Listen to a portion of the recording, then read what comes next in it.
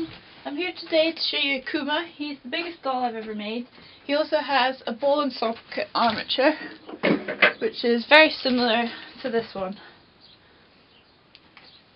His feet are made of resin, his head is Fimo, his horns are made from PT Flex, his wings are latex. The ball and socket armature has been wrapped in batting, which is this stuff. It's the stuff you would fill a quilt with. It's peeled and then wrapped around the armature. He has 3 tails, 3 wings, and these sort of tentacly bits, which are made from a heat cure plastic. So you can heat it up, form it, and then when it cools it sets. His fur is fake teddy bear fur and minky. This bit's sort of elasticated jersey stuff. It's my first time working with the ball and socket armature on a large scale doll. I'd have to say I'm not too convinced by it, just because the range of motion isn't as strong, isn't as broad as the wire. You can't achieve a 90-degree angle with it. Notice on his feet. That's kind of as far as you can go, which is alright with feet because you don't need too much, but at the head you're kind of struggling a bit to get his chin down on his neck, which can make for some really nice poses. The other thing is that it squeaks sometimes when you're posing it, which I suppose isn't so much of a problem, but I just don't really like that. Although the pros do outweigh the cons. Pros are that obviously it never breaks. That's a very good pro. Here, I'll show you on this one again. Obviously it can't achieve a 90-degree angle just because of the way the balls and sockets work. That's about the tightest angle you can get. And it's pretty hard to snap. You have to work quite hard at it. I mean, it does snap, but I really had to sort of push there. So, it's pretty good stuff.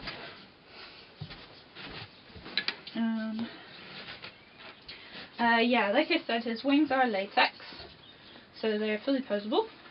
He has wires running down each finger, and then they all group together in the arm. So the arm is a lot stiffer than the fingers, but obviously it makes it a lot more durable. It's quite a stiff wire because obviously it needs to be very strong to hold up the elasticity of the latex. The latex was painted onto a clay base that I'd sculpted into, painted in layers, probably about 9 or 10 per wing. Each required about a day or half a day to cure in between, so it took a pretty long time to make them. He is big. I don't know, you can probably tell the scale. He is pretty big. He's probably the biggest doll I've ever made. He's also the most unwieldy because of all these wings and his tails and his horns and his feet and his claws and everything just make him a really tricky doll to sort of get your hands around. Especially when you're trying to demonstrate to a camera and you don't want to block the shot the whole time. Yeah. There they are. They can all bend any way you like. It does take a bit of muscle to try and do it, but it can be done. And I'm not exactly the strongest person in the world, so, it's fine. Let's see. I haven't actually measured him yet. We'll see what sort of size his wingspan is.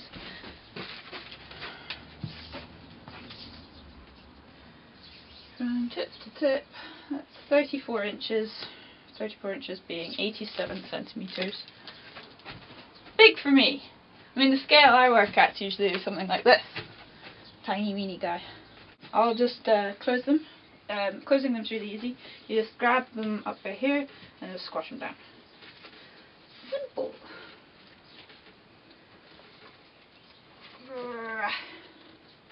If you can see in the middle wing, this bit's a lot harder to pose because of the wires all coming together. But if you're happy with the wings kind of being half unfolded like those guys, then it's not too much of a problem. Obviously, because Akuma's so huge, I had to use a really stiff wire for his wings. But on a smaller doll with smaller wings, like these ones, I can obviously use a much lighter gauge wire. they become a lot easier to pose because they're obviously so small. These were my prototype wings, just to see if the technique would work, and it did. So they were like the small scale version of Akuma's wing. Okay, as I mentioned, his horns are PP Flex. Boing. Because when I had his original horns, they kept getting stuck on stuff constantly. They kept catching on things. They kept catching on my jumper, on the table while I was sewing him. Just constantly catching on stuff and breaking, because I originally made them from Fimo. And so I spent quite a long time, probably about a week or two, developing different molds and trying out different materials and researching and just constantly trying stuff out, failing a lot. But eventually I got these guys done, and I'm pretty happy with them now. They're blooming robust, I can tell you that. It's great. They've been painted with acrylic and then coated in liquid Fimo, so they're pretty durable. Bits are that heat plastic I was telling you about. It comes in a lump, something like this, and you just heat it up with the heat gun or a hairdryer, or you put it in boiling water is what you're supposed to do, and then stretch it or form it or whatever. Okay, I'm going to do some actual posing now. Oof. He's a heavy guy. Oh man. There you go.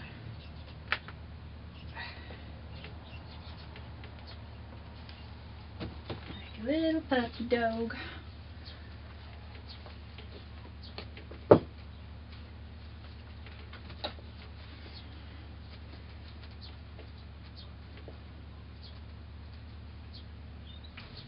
What a cutie. Not. Swings it. Trying not to block the view, it's really hard because usually I like stand in front of a doll and do it that way. Ah, man. Are you kidding me? My makeshift home studio is falling around my eyes. Stay up, man. Okay.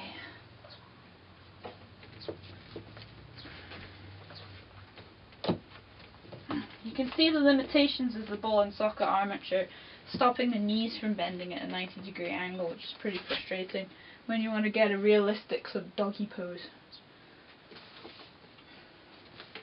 I have to say I'm pretty pleased with him. He was a hell of a lot of work, but he came out really well, and I learnt a huge amount making him as well. God, I'm roasting it. It's so hot in here. Ugh. Thought I'd get some close-ups for you. There he is. Got 4 eyes. They also glow in the dark. Here's his crazy tentacles and his wingy horns and his wings. Feet. That silver stuff is appliqued onto the minky. Hand stitched. Oh my god, it was a lot of work.